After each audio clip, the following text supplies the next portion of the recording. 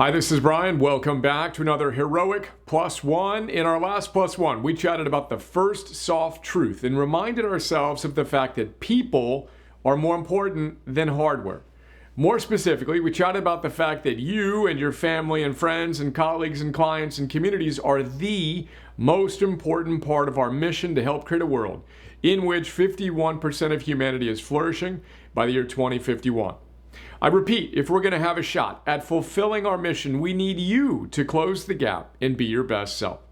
Then we need you to share your wisdom and discipline and love and courage and gratitude and hope and curiosity and zest with your families and friends and colleagues and clients and communities. Today, I want to continue our discussion of some big ideas I picked up from my day at SOCOM. I took 10 pages of notes.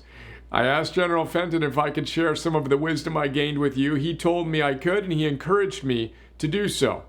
So let's get to work. We'll start on page 1 with one of the very first things I wrote down. During his introduction, after establishing SOCOM's commitment to helping his force and their families be the best they can be, General Fenton said that they are relentlessly, all caps, relentlessly trying to improve. Now, I got goosebumps. I started to type the next line. He said that they train over and over and over again until they never get it wrong.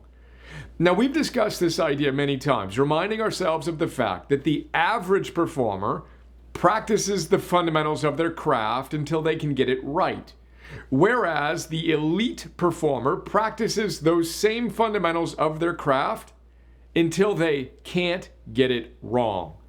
But there was something about the way General Fenton communicated it that struck me at a profoundly deep level. It was so palpably obvious that this wasn't a nice and warm and fuzzy pep talky kind of thing to say to fire us up for a moment or three. It was an absolute practiced truth and an absolute necessity for these individuals to perform at the highest levels when it mattered most. And that's today's plus one.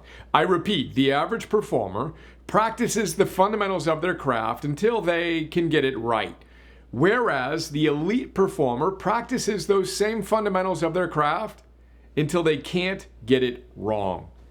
How about you?